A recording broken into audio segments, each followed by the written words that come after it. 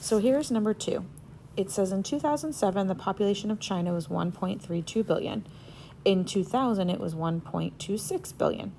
So we're going to consider this the initial amount, and then we're going to use the second piece of information, which was written first, to help us to find what the formula is and what the relative rate of growth is, that percent of continuous growth. So since we're talking about population growth and thinking about that growth model, we're going to use the formula f of x is equal to ae to the kt power, where f of x is our ending amount, a is our initial amount or initial value, t is time in years, and k is the constant that represents the rate of continuous growth. So we're going to say our ending amount in the year 2007 was 1.32 billion, and we'll keep with the decimals. Our initial amount back in the year 2000 was 1.26 billion. E is that number, 2.71. K is actually what we're going to be searching for, and from the year 2000 to the year 2007, we are 7 years. So the first thing we do to solve is divide by the 1.26. And I'm not going to go to the calculator till the very end. And then I can't get that side and e to be the same base, so we'll take the natural log of both sides. That will enable me to bring that exponent out in front, so it's going to be ln of 1.36. That should be a 1.32 divided by 1.26 is equal to 7k times ln of e, but we know that equals 1, so no need to write that.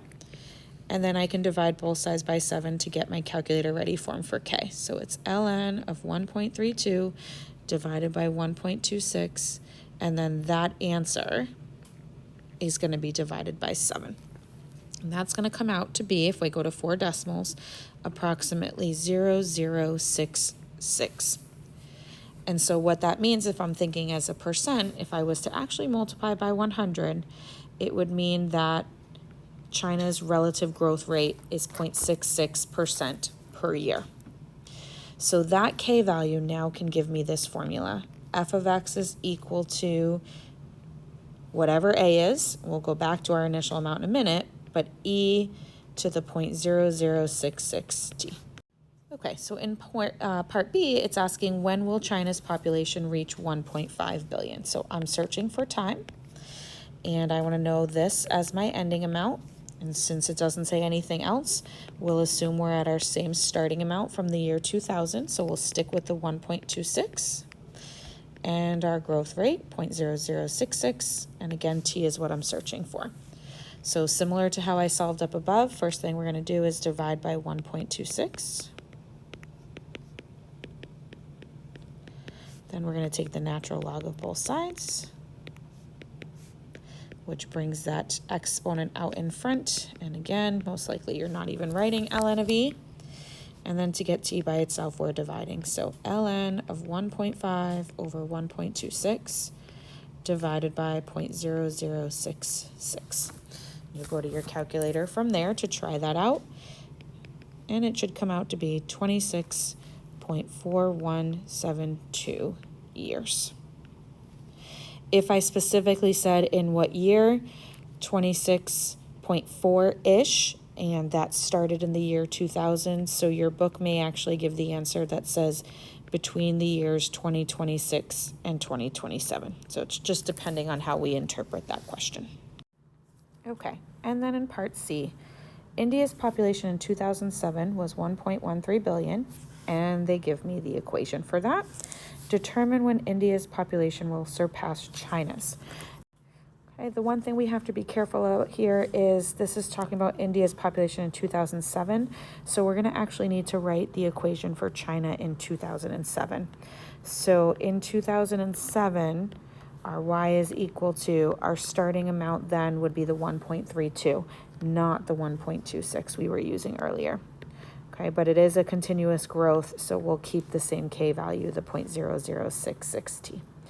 So my equation for India, 1.13 e to the 0.015t needs to be greater than 1.32 e to the 0.0066t. And so this is going to be similar to the one we did in the notes a couple of classes ago. where because I have the base e to the exponent, it's going to be easiest if I divide by e and use my exponent rules. And it doesn't matter which way I divide, so I'm going to just bring my e to the left. I'm going to divide both sides by the e to the 0.0066 t power, which is going to give me 1.13 e. I'm going to keep my base and subtract my exponents. So 0.0084 t is greater than 1.32. And now this is going to look like the two problems above. I've got to isolate my base, so I'm going to divide by the 1.13. Go back and fix that. So it's the 1.32 divided by 1.13. And now my bases, I can't get like bases, so we're going to take the natural log of both sides, bringing that exponent out in front. So 0.0084 t, ln of e, just 1, has to be greater than ln of 1.32 divided by 1.13.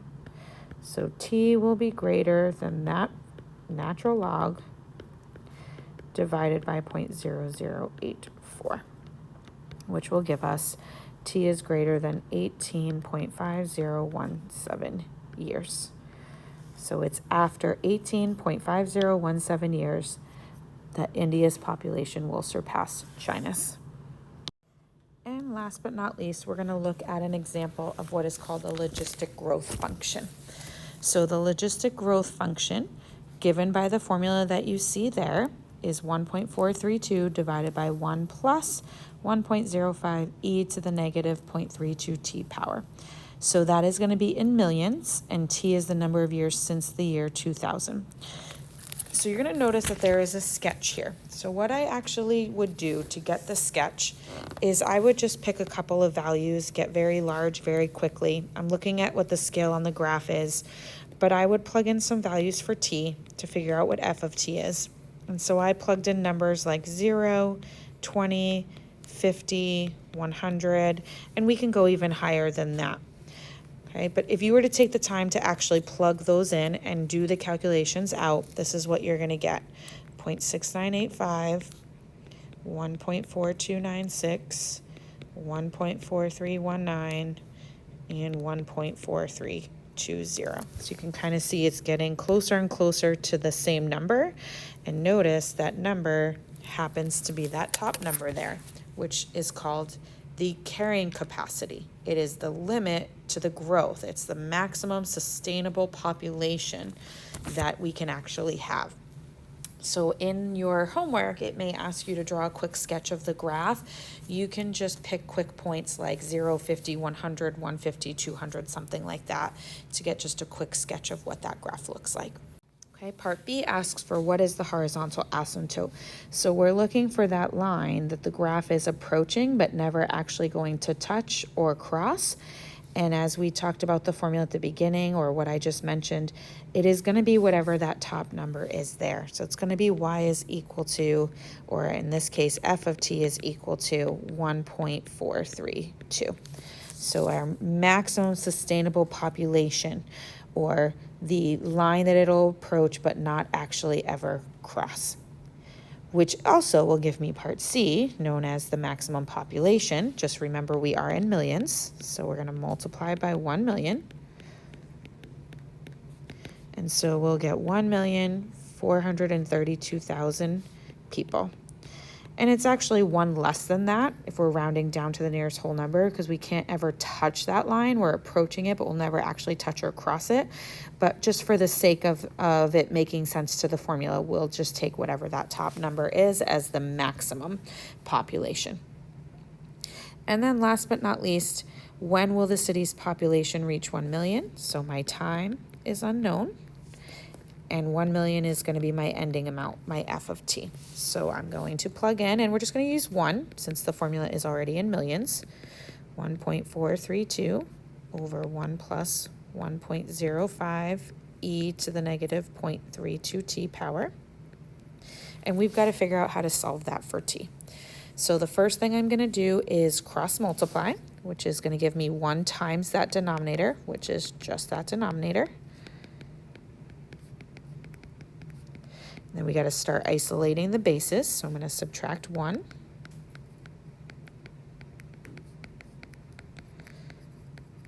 From there, I'm going to divide by the 1.05. So e to the negative 0.32t is equal to 0.0432, and that should be 0.432 divided by 1.05. And once again, I can't get like bases, so we'll natural log both sides. Negative 0.32t equals the natural log of 0.432 over 1.05. And calculator ready form, we're going to divide. So the natural log of 0.432 over 1.05, and then that answer divided by negative 0.32. And when you get that answer, you'll get approximately 2.775, which is between 2 and 3 years. And if we're thinking between 2 and 3 years, and it was the number of years since the year 2000, we're going to say in between 2002 and 2003. Okay, if you have any questions on that, please make sure you just bring them to class next week. Your homework for the weekend is to do the following assignment. Okay, it is very important that you follow the directions that are here. So you're going to do page 533, number 1 at the bottom of the page, not number 1 on page 537. And the directions that I want you to actually follow is part A, B, C, and D here, not what it says in the book. And then once you finish number 1, then you'll go to pages 537 and 538 and do the following numbers that you see there. And it does give you a little note that in order to do number 7 and 8, you're going to need to know the carbon-14 formula, which is actually given to you on page 534. So make sure you look back at that page to get that problem as well. Do the best you can on this. I know rounding and things like that can cause issues. I will be giving you a copy of the detailed answer key next class. This way you can check your work and see how you did. Enjoy the rest of your day.